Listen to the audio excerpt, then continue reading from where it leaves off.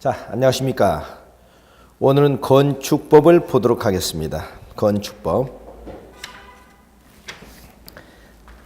자, 건축법은 우리 시험에서 7문제가 출제되고 있습니다. 7문제가 출제되면서 비교적 건축법은 득점하기가 쉬운 법률이에요. 오히려 다른 법률보다 단순하기 때문에 최초에 수치가 좀 많이 나오고 그렇다 하더라도 절대 부담감 갖지 마시고 이해 중심으로 공부를 하시면 오히려 건축법이 단순하기 때문에 문제 맞추기가 쉽고 고득점하기 좋은 법률이 오히려 건축법입니다. 그래서 건축법이라든가 주택법을 고득점 전략으로 삼는 것이 오히려 여러분 공법을 쉽게 끌고 가는 한 방법이 아닐까 이런 생각을 해봅니다. 자, 그리고 또 건축법에서 너무 깊게 들어가지 마시고요. 개념 정리 좀 잘 해두시기 바랍니다. 개념에 충실한 문제들 또 출제 많이 되고 있습니다. 우선 여러분 교재 보시니까 394쪽에 건축물대 적용 대상에서 용어적인 문제 나오고 있죠. 1번 대지, 2번 건축물, 3번 공작물, 4번 지하층, 5번 건폐율, 용적률. 자, 이런 개념이 나오고 있는데 우선 대지라는 개념을 좀 보겠습니다. 대지. 대지라는 개념은 이건 개념적으로 볼 때는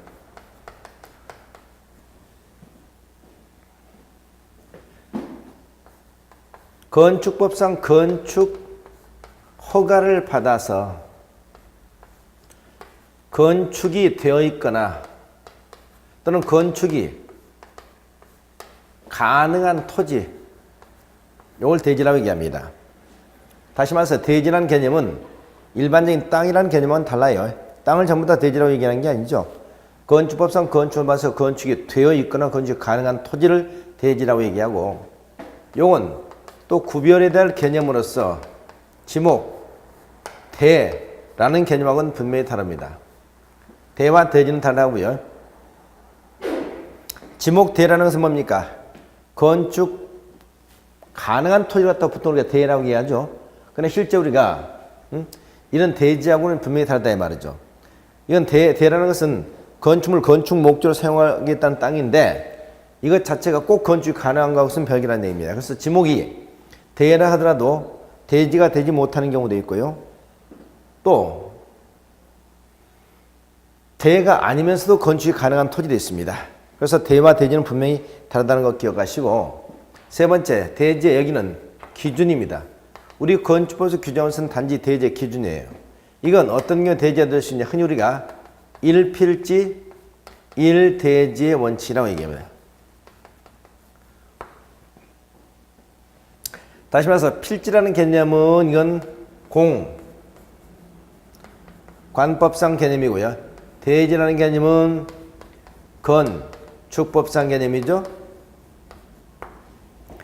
즉 건축법상 하나의 대지가 되기 위해서는 관법상 한 필지 토지가 된다는 겁니다. 공간정보 구축 및 관리에 관한 법률이죠. 공간법, 종전지적법이요. 그래서 한 필지 토지일 때 하나가 대지가 된다. 이게 우리가 1필지 1대지 원칙이 되겠습니다. 그러나 이건 원칙일 뿐이고 예외적으로는 2필지 이상의 토지가 또는 필지의 일부가 하나의 대지로 간주되는 경우도 있습니다. 이걸 1필지 1대지 원칙의 예외라고 얘기하죠. 여러분 민법에서 일물 일권주기 했듯이 우리 건축법상 1필지 1대지 원칙은 예외가 있습니다. 그래서 원칙적으로 한 필지 대지일 때 하나가 대지가 한 필지 토지일 때 하나가 대지가 됩니다만, 때로는 이런 교재 보니까 이 이상의 필지를 하나가 대지를 하는 경우, 두 번째 필지 일부를 하나가 대지를 할 수 있는 경우가 있다는 거 기억해 두시기 바랍니다. 오늘 입문 과정에서는 그 안에 세부적인 내용까지 들어가지 않겠습니다. 그래서 오늘 대지의 개념, 건축법상 건축을 받아서 건축물이 건축되나 건축이 가능한 토지다. 이 대지는 대와 분명히 구별해서 써라.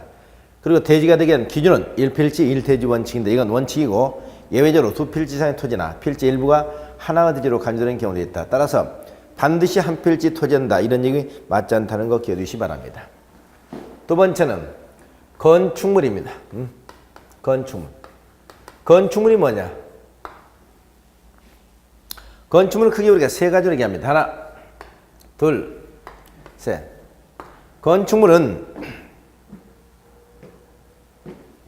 공작물입니다.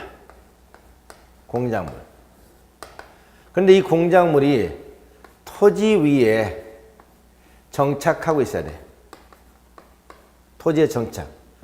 그리고 반드시 지붕과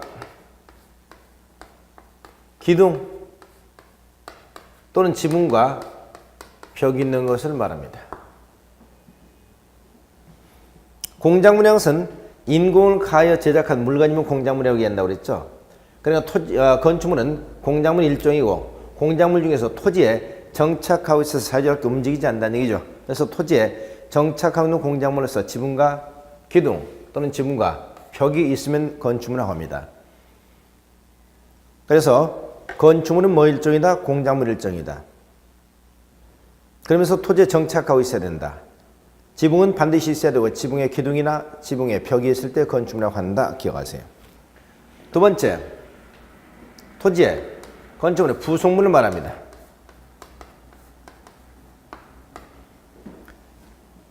다시 말해서 이에 딸린 시설물이라는 얘기예요. 딸린 시설물. 이건 뭐냐면 건축물에 딸린 담장이라든가 또는 대문이라든가 또는 굴뚝이라든가 이것들이 건축물에 딸려 있을 때 이것도 건축물의 일부로 본다는 거 기억하세요.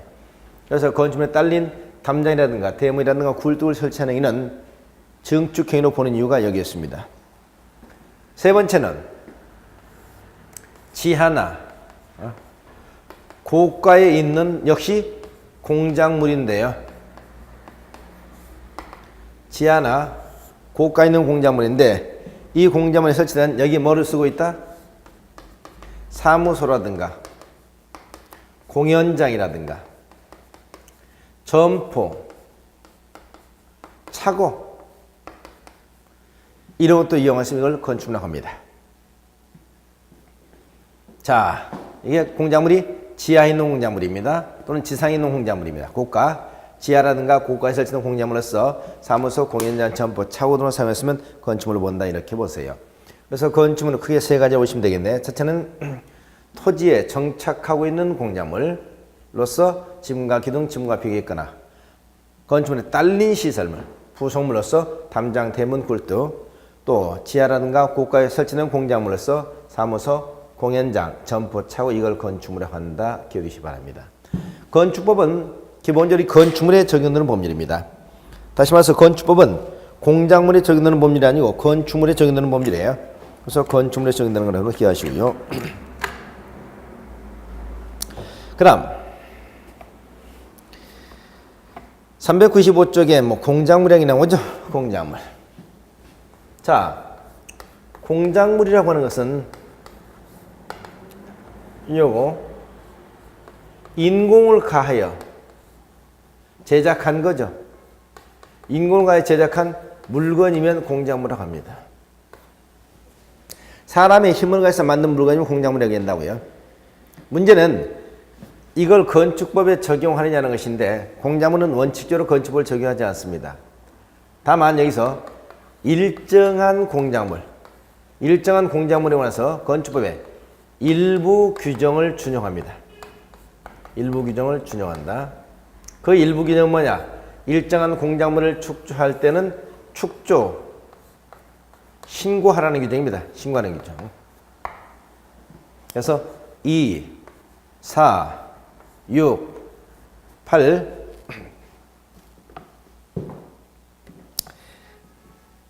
30 이 정도만 이해하시면 되는데 2m를 넘는 옹벽입니다. 옹벽. 4m를 넘는 광고탑, 광고판입니다.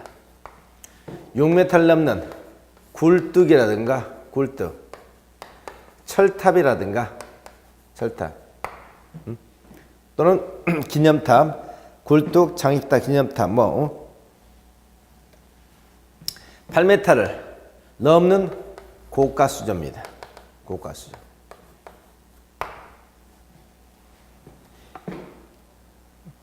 그 다음에 8m 이하의 기계식 주차장입니다.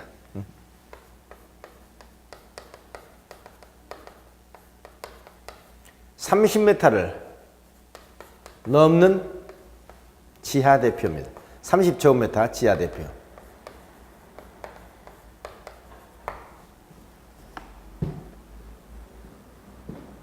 바다면 30제곱미터를 넘는 지하 대표. 자, 그래서 2, 4, 6, 8, 30 이 정도만 이해하시면 되겠습니다. 2m를 넘는 옹벽, 4m를 넘는 광고탑, 광고판, 6m를 넘는 굴뚝, 장식탑, 기념탑, 철탑, 8m를 넘는 고가수 8m의 기계식 주차장, 30제곱미터를 넘는 지하 대표, 이런 것들을 설치할 때는 건축법을 적용해서 축조 신고를 하도록 되어 있다.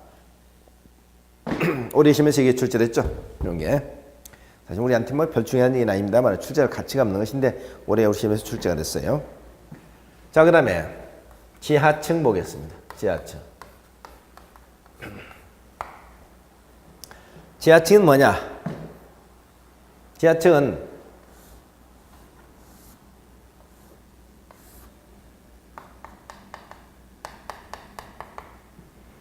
지표입니다. 건축물의 바닥입니다. 건축물의 바닥이 지표면 아래에 있는 층으로서 바닥으로부터 지표면까지의 평균 높이가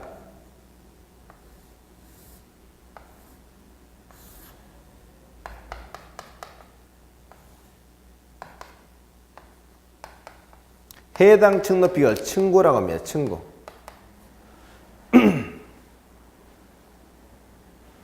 (2분의 1) 이상인 것을 말합니다. H가 얼마? 2분의 1. 라지 H 이상이죠. 다시 한번요. 지하층이란 건축물 바닥이 지표면 아래에 있는 층으로서 바닥으로부터 지표면까지 평균 높이가 그 건물에 해당 층 높이의 2분의 1 이상을 지하층이라 한다. 기억하세요. 이 지하층은 출제 사례도 있습니다. 건물의 바닥이 땅 밑에 있으면서 바닥으로부터 지표면까지 평균 높이, 즉 땅속으로 들어간 부분의 평균 높이가 그 건물의 층 높이의 층고의 2분의 1 이상인 것, 이렇게 얘기하세요. 지하층이냐 지하층이냐 이걸 자꾸 따지는 이유가 건물의 층수라든가 층수, 그 다음에 용적률. 용적률에서는 지하층을 제외시킵니다. 그러나 층수 산정에서는 지하층을 제외시키고요. 용적률 산정에서도 지하층은 제외시켜요. 다만 연면적 있죠. 연면적은 이건 건물의 각층 바닥 면적 합계인데 연면적에서는 지하층을 포함한다는 거 기억하세요. 연면적에서. 그래서 우리가 지하층은 층수나 용적률 산정에서는 제외, 연면적 산정에서는 포함 기억합니다. 자, 이것 때문에 지하층이냐 지하층 이걸 자꾸 따지게 되는 겁니다. 그 다음에 건폐율, 용적률. 이건 우리가 앞에서 국토기획법에서 이미 공부를 했죠. 건폐율이라는 것은 대지 면적이다. 무슨 면적 비율? 건축 면적의 비율이다. 건축 면적의 비율. 곱하기 보통 100을 해준다 그랬죠. 용적률, 대지 면적에 대한 연면적 비율이다. 보통 100을 곱해줍니다. 이때 연면적에서는 지하층을 뺀다는 얘기입니다. 그래서 대지 면적에 대한 건축 면적 비율을 건폐율, 대지 면적에 대한 연면적 비율을 용적률, 이렇게 얘기를 합니다.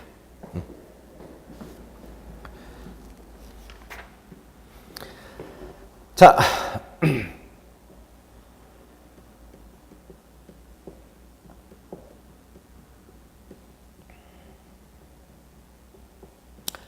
자, 그 다음에 다음 페이지 넘겨볼까요?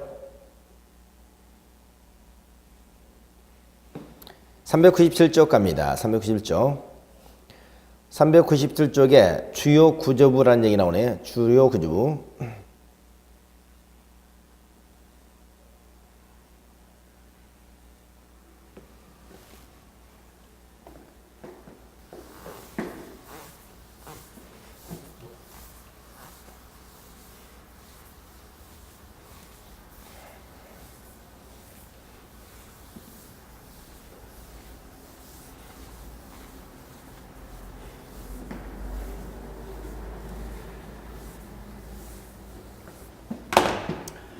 건축물의 주요 구조부.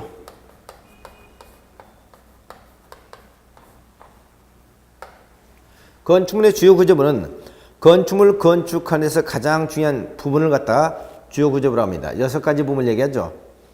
자, 건축물 건축할 때 제일 먼저 뭐가 필요할까요? 첫째, 바닥이 필요하겠네. 바닥에 뭘 세우자?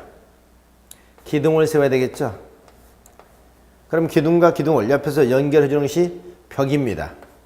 벽. 그 다음에 기둥과 기둥을 위에서 연결하는 것을 보라고 그럽니다. 보 위를 떠받치는 것을 지붕틀이라고 그래요. 지붕틀. 화재가 발생될 긴급 대피선이 계단입니다. 계단. 이게 6가지 중요한데요. 이 중에서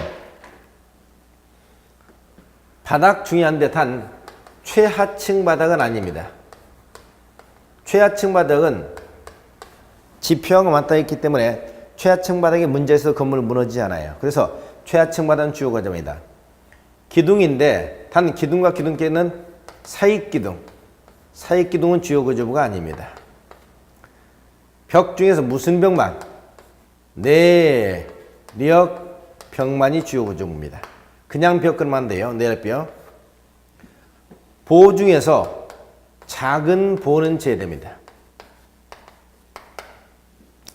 기둥과 기둥을 연결하는 보를 큰 보, 보와 보를 연결하는 보를 작은 보라고 하는데 작은 보는 주요 구조부가 아니다.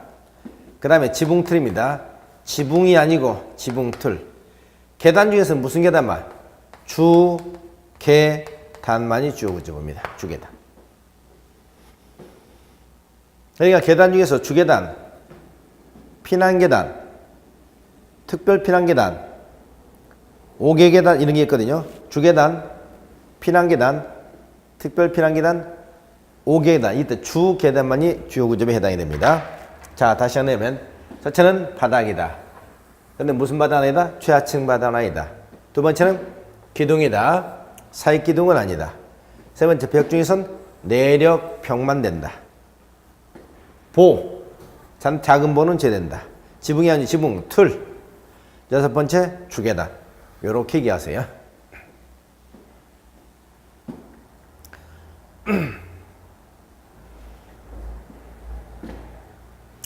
바닥, 기둥, 내력벽, 보, 지붕틀, 계단. 건축물 건축할 때 뭐가 필요한가? 제일 먼저 바닥, 그 다음에 기둥, 그 다음에 벽, 보, 지붕틀, 긴급 대피수단. 이런 순서로 기억하시면 되겠습니다. 뭐 첫 글자 따서 암기하고 그런 거 하지 마시고요. 그 다음에 건축물에 우리가 여기서 고층 건축물, 초고층 건축물, 준초고층 건축물이 나옵니다. 건물의 층수가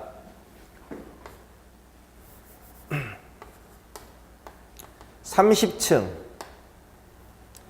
이상이거나 높이가 120m 이상인 건축물이면 이건 고층 건축이라고 합니다. 고층.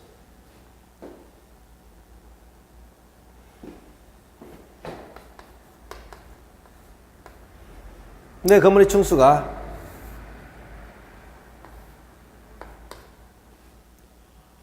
50층 이상이거나 또 높이가 200m 이상이면 이걸 초고층 건축물이라고 합니다.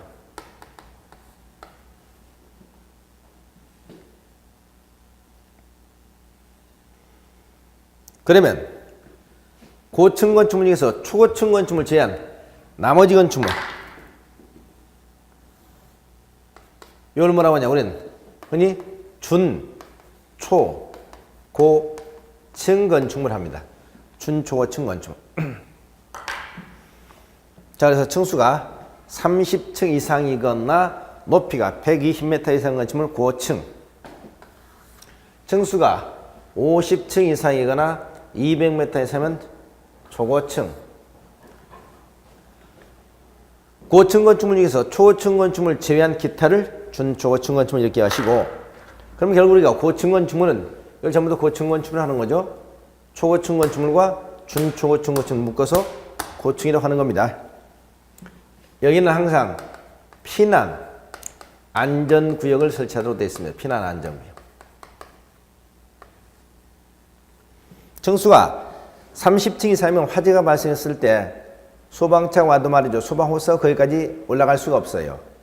그래서 그때는 어떻습니까? 소방관들이 계단을 올라가서 화재를 진압해야 되는데 그런 부분 때문에 중간중간에 피난 안전구역을 설치하도록 됐다고요. 그리고 이 피난 안전구역은 나중에 이건 용적률 산정할 때는 항상 뺀다는 거. 용적률 산정에선 제외시킨다는 거. 이것만 좀 유의하시면 되겠습니다.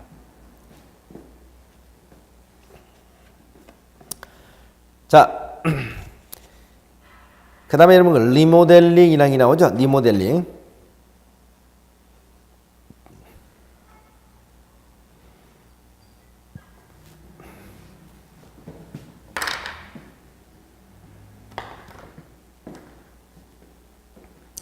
그래서 리모델링 개념은 우리 주택법에서 좀 더 자세하게 나오기 때문에 크게 신경 쓰지 않아도 되겠습니다.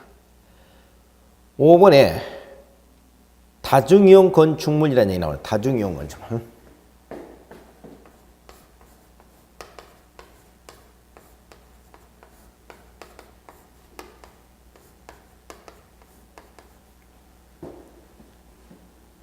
다중이용 건축물. 다중이용 건축물은 어떻습니까? 다중이라는 뜻이 뭐예요? 사람들이 많이 모여있다는 거죠. 사람들이 많이 모여있는 건축물이고 위험성이 그만큼 큰 건축물을 다중이용 건축물이라고 합니다. 그럼 다중이용 건축물 보니까 다음에 어느 하나에 해당해서 바닥 면적 5,000제곱미터 이상을 했죠. 바닥 면적 합계가 적어도 5,000제곱미터 이상인 것을 말하면 바닥 면적 합계 5,000제곱미터 이상이죠. 이 면적이 5,000제곱미터 이상이 넘는다는 얘기인데 거기 보면 문화 및 집회시설, 문화 및 집회시설. 단 동물원, 식물원 여기에 제외되죠. 동물원, 식물원 사람들이 많이 모이는 게 아니기 때문에. 그 다음에 뭐 판매시설, 판매시설. 그 다음에 의료시설 중에서는 종합병원만, 종합병원. 그 다음에 여러분 뭐 종교시설, 종교시설. 또 운수시설, 운수시설 중에서는 거기 여객용시설.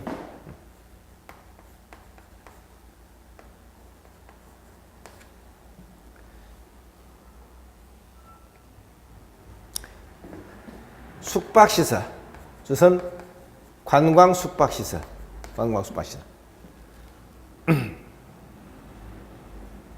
뭐 위락시설, 교육연구시설, 뭐 이런 것들이 여기 해당되겠습니다. 대표로 문화 및 집회시설, 극장 같은 거라든가 판매시설, 백화점, 의료시설 중에서는 종합병원, 종교시설, 교회죠, 운수시설, 터미널 같은 것들입니다. 숙박시설, 관광 숙박시설, 그 다음 위락시설, 교육연구시설, 학교 같은 것들, 이런 것들이 보통 다중이용 건축물이다라고 보시면 되겠습니다.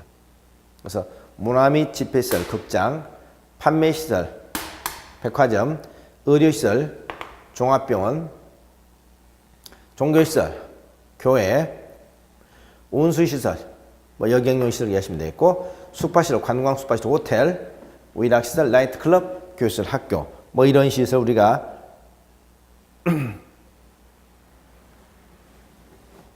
문화 및 집회시설, 종교시설, 판매시설, 온수시설, 의료시설, 숙박시설 이런 것들을 우리가 여기에 해당된다 이 정도 아시면 되겠습니다. 그 다음에 여기서 중요한 것이 8번의 그 건축입니다. 건축.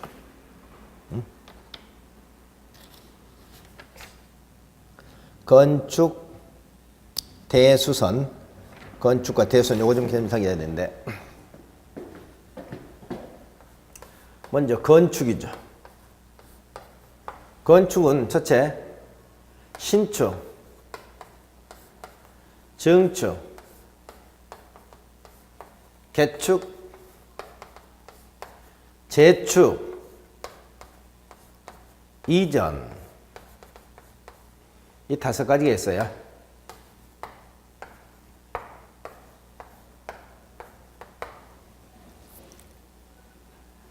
이 건축의 개념 5가지 좀 잘 기억하시기 바랍니다. 신축, 증축, 개축, 재축, 이전. 신축, 증축, 개축, 재축, 이전.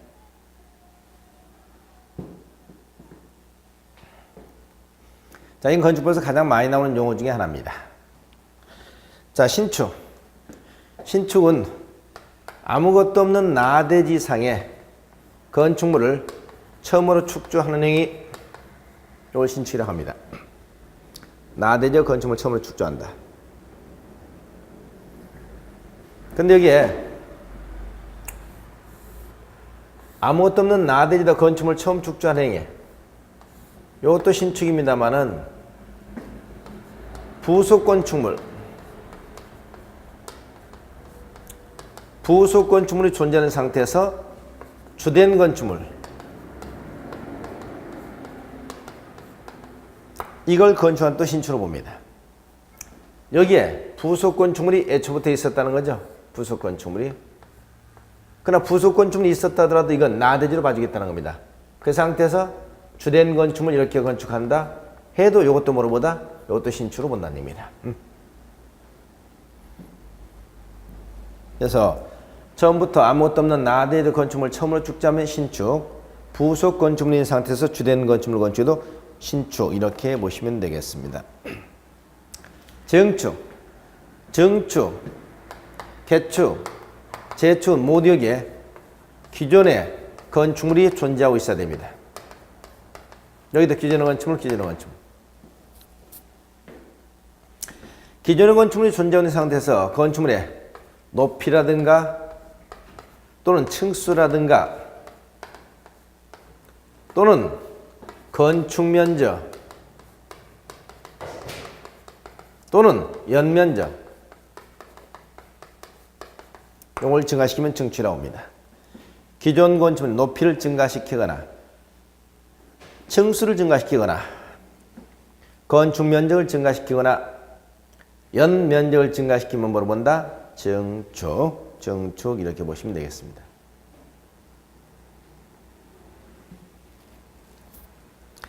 자, 개축. 개축은 기존 건축물을 철거하고, 재축은 기존 건축물이 멸실되고 종전과 동일 규모 내로 다시 축조하는 것을 말합니다.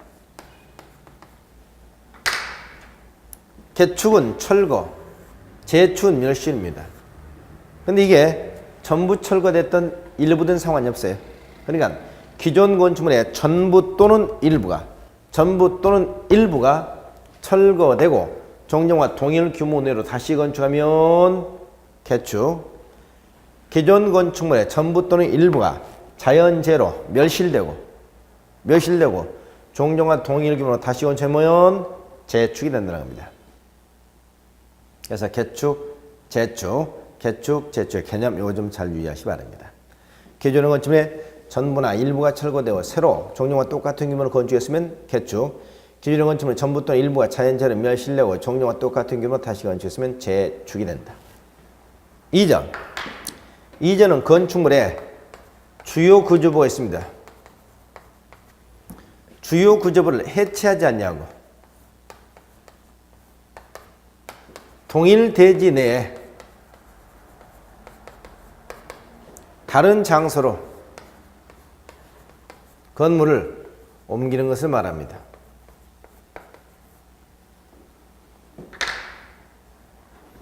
건축물의 주요 구조를 뭐하지 않고 해체하지 않냐고. 건축물의 주요 구조를 해체하지 않고 동일 대지 내 다른 장소로 건축물을 옮겨내요.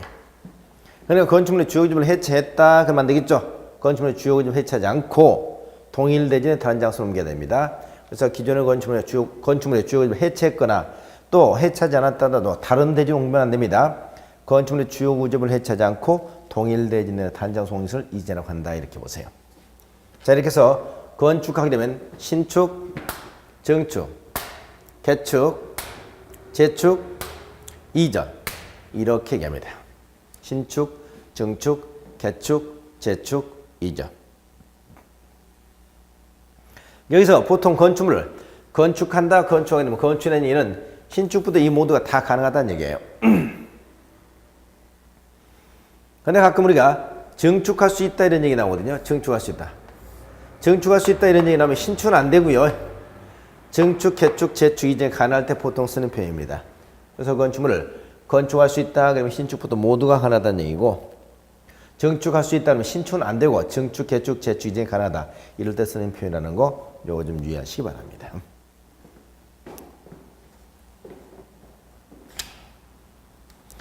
자, 나머지 생략하겠습니다. 그 다음 대수선이 나오죠.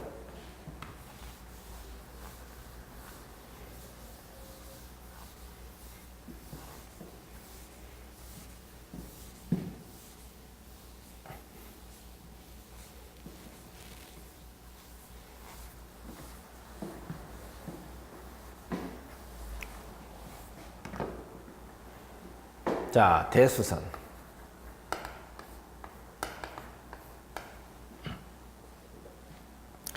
대수선은 뭐냐? 이건 크게 손본다는 거죠. 크게 손본다는 것은 뭘 손봐야 돼요? 주로 아까 주요, 구조부를 손봐야 되지 않겠어요? 주요 구조부.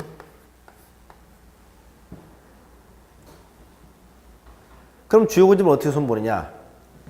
이건 증설, 해체, 수선, 변경입니다. 증설, 해체, 수선, 변경.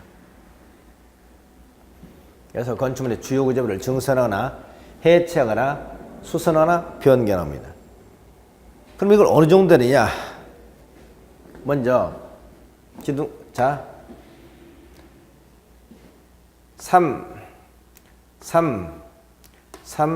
30을 먼저 기억하겠습니다.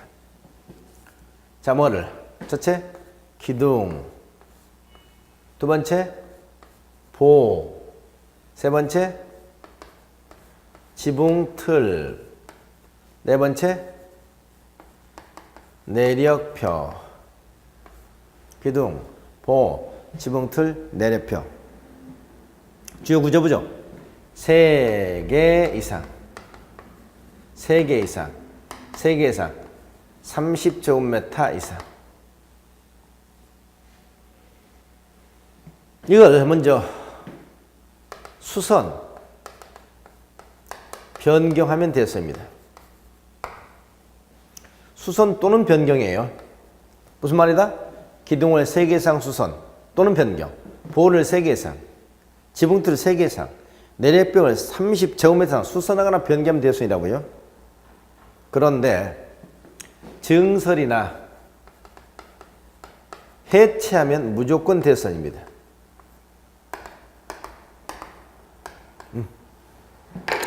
즉 우리는 30을 기준으로 증설과 해체는 앞에 오고 수선과 변경은 뒤에 오죠.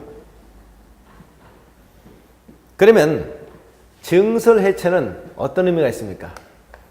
오래 의미가 있잖아요. 수선과 변경은 부분의 의미가 있죠. 부분. 따라서 주요 구조는 기둥, 보, 지붕틀, 내력벽을 조금이라도 증설 해체했으면 무조건 대수인데, 증설 해체는. 그런데 수선 변경은 부분의 의미가 있기 때문에 정도에 따라서 대수도 있고 안 될 수도 있다는 얘기죠. 3개상 30제곱미터 이상이면 대수이지만 그에 미치지 못하면 대수이 안 된다는 겁니다. 그래서 여러분 대수선하면 일단 30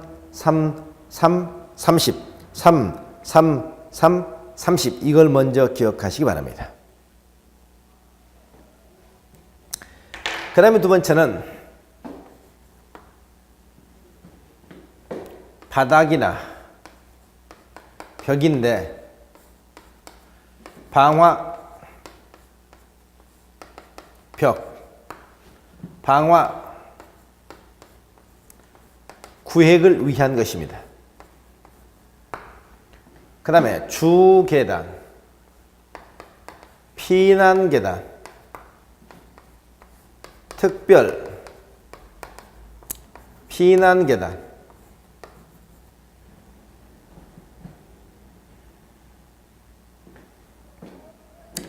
다가구, 다세대, 경계벽. 자, 이런 것들을 증설, 해체, 수선, 변경. 증설, 해체, 수선, 변경 무조건 대수입니다.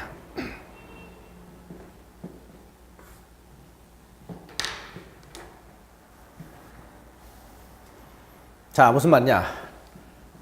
방화, 벽, 방화 구역을 위한 바닥이나 벽을 증설하거나 해체하거나 수선하거나 변경하는 겁니다. 그냥 바닥 벽이 아니에요. 자, 그 다음 주계단, 피난계단, 특별 피난계단을 증설, 해체, 수선, 변경하면 됐습니다. 그리고 원래 계단 중에서 주계단만이 주요 거주부고 피난계단, 특별 피난계단 주요 거주부가 아니죠. 그럼에도 불구하고 주계단뿐만 아니라 피난계단, 특별 피난계단을 증설, 해체, 수선, 변경해서 대수된다는 겁니다. 세 번째, 다가구, 다세대주택의 경계벽을 증설, 해체, 수선, 변경하면 됐습니다. 다가구, 다세대입니다. 다가구, 다세대. 그래, 뭐는 빠져있죠? 연립주택은 빠져있다는 점 기억하세요. 연립주택. 하나만 더. 세 번째, 미관지구 내에서 건축물의 외부 형태, 그리고 뭐를? 담장. 이거 변경하면 됐어입니다. 어디에서요? 미관지구입니다. 그러니까 일반적인 곳에서 건물의 외부 형태라든가 담장을 좀 변경한다고 그렇게 중요한 건 아니죠. 근데 어디기 때문에? 미관지구잖아요. 미관지구 내에서 건물의 외부 형태나 담장을 변경하는, 이게 딱 하나 변경 대수입니다. 자, 나머지 생략하세요. 나머지 생략하시고, 자, 일단 여러분은 요것만 좀 기억하시기 바랍니다. 자, 그래서 대수선, 요것도 이 건축의 개념하고 대수선의 개념은 자주 출제가 됩니다. 그래서 일단 대수는 먼저 30을 기억한다. 기둥, 보, 지붕틀, 내랫벽을 증설하거나 해체하거나 30 이상으로 수선 변경하면 되었습니다. 두 번째, 바닥이나 벽인데 방화벽, 방화구역 위한 바닥이나 벽, 그리고 주계단, 피난계단, 특별계단이다. 다가구 다세대 경계벽을 증설, 해체, 수선 변경해서 무조건 대수입니다. 세 번째, 미관준에서 건물의 외부 형태나 담장을 변경하면 대수입니다. 어디서? 미관준에서. 자, 이렇게 대수는 크게 세 가지로 이렇게 정리하시기 바랍니다.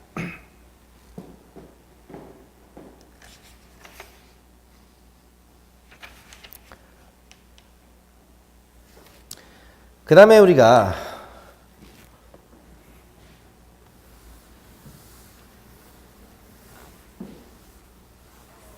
도로라는 개념이 나오잖아요. 도로.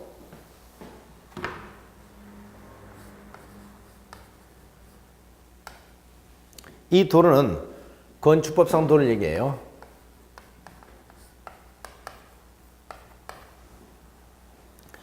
건축법상 도로가 이렇게 소리는 뭐냐 하냐. 이걸 소방도로라고 합니다. 소방도로. 즉, 우리 건축법에서 도로가 필요한 이유는 화재가 발생했을 때 소방차가 진입하는 것을 목적으로 쓰여진다는 뜻입니다. 여러분, 이 반면에 우리 국토개법에서 도로가 나왔었죠. 국토개법상 도로는 기반시설로서 도로라고 그래. 기반시설. 근데 이건 건축법에서 도로가 필요한 이유는 화재가 발생할 때 소방차 진입하는 목적으로 쓰인 데서 소방도로라는 표현을 쓰여집니다. 자, 그럼 소방도로의 개념은 크게 세 가지로 기억합니다. 첫째, 원칙은 통행도로라고 얘기합니다.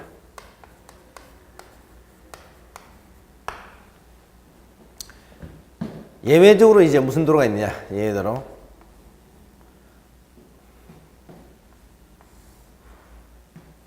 차량, 통행이 불가능한 도로, 또 막다른 도로, 이런 것들이 있습니다. 차량 통행 불가능한 도로를 우리가 흔히 이건 경사가 급한 도로라고 얘기해요. 막다른 도로 우리가 흔히 뭐라고 하냐? 끝이 막힌 도로라고 얘기합니다. 자, 그래서 크게 도로는 통행도로가 원칙이고요. 차량 통행이 불가능한 도로, 막다른 도로, 이렇게 크게 세 개의 도로가 있습니다. 그러면 통행도로가 되려면 어떤 요건을 갖추냐? 통행도로는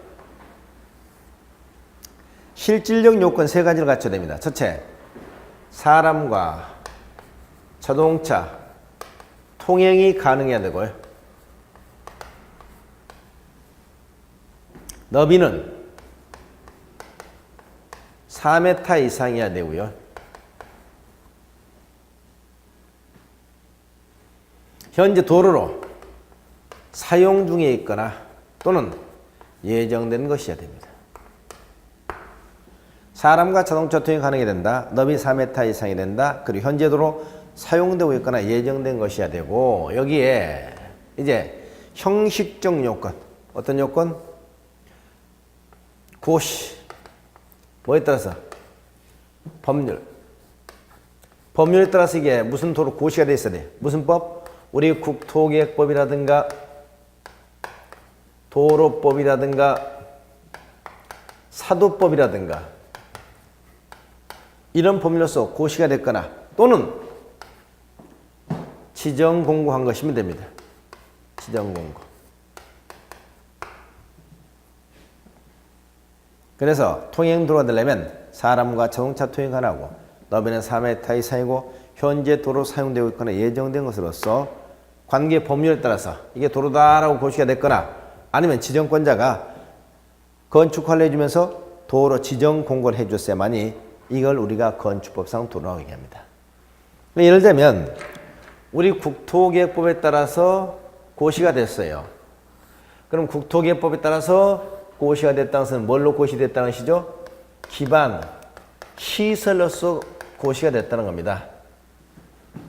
그러면 기반 시설인 도로라는 얘기인데 이 기반 시설인 도로가 건축법에서는 도로가 무조건 되는 게 아니고 무슨 요건을 갖춰야 돼? 이런 요건을 갖춰야 돼요. 사람과 자동차 통행이 가능해야 되고 너비가 3m 이상이 된다고요. 그렇기 때문에 사람의 자동차 통행이 사람 통행이 불가능한 자동차 전용도라든가 너비가 4m에 미치지 못하고 있는 자전거 전용도로 또는 보행자 전용도로 이런 도로는 기반 시설이 쓴 도로이지만 우리 건축법 도로가 되지 못한다는 얘기입니다. 또 우리가 도로법이라든가 사도법상 도로도 마찬가지예요. 도로법상 도로, 사도법상 도로로 관계 법률에 따라서 고시가 됐다 하더라도 저런 요건을 갖추지 못했으면 도로가 되지 못한다는 겁니다. 또 도로는 허가권자 도로 지정이라는 게 있죠. 건축을 해주면서 도로가 나 있지 않을 때 특정 지역을 이해관계인의 동의, 즉 사용 승낙서를 받아서 도로를 지정 공고해 주면 이것도 도로 인정이 될 수 있다는 얘기입니다. 자, 이게 우리가 통행도로가 되겠습니다. 그럼 차량 통행 불가한 도로. 차량 통행 불가한 도로 이건 우리가 첫째 경사가 급하다고 그랬죠. 그래서 사람의 통행은 가능한데 뭐가? 자동차 통행은 불가능하다는 얘기입니다. 그러나 너비는 적어도 3m 이상이어야 됩니다. 경사가 대단히 급해요. 그래서 사람의 통행은 가능한데 자동차 통행은 불가능해요. 그래서 너비가 3m 이상인 것으로서 이것도 도로 지정해주면 도로가 된다는 얘기고요.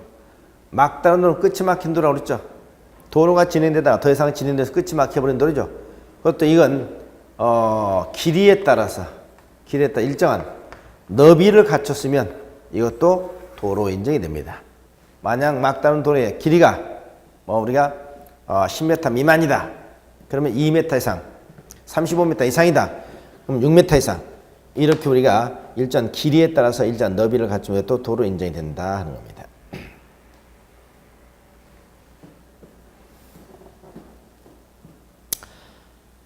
자, 이게 건축법상 도로예요. 건축 도로. 그래서 건축법상 도로는 굉장히 중요해요. 건축법상에서 건축 허가를 받기 위해서는 반드시 도로가 있어야 되거든요. 도로에 접하지 않고 건축은 나오질 않습니다. 그래서 건축법상 도로의 개념이 굉장히 중요하고, 저도 통행도로, 차량 통행이 불가한 도로, 막도로는 대기하시고, 그리고 이 도로는 말이죠. 도로에서 가장 중요한 요건 중에 하나, 한마디로 도로를 우리가 필수적 조건이라고 그러는데, 반드시 사람의 통행이 가능해야 된다. 반드시 사람 통행이 가능해야 돼요.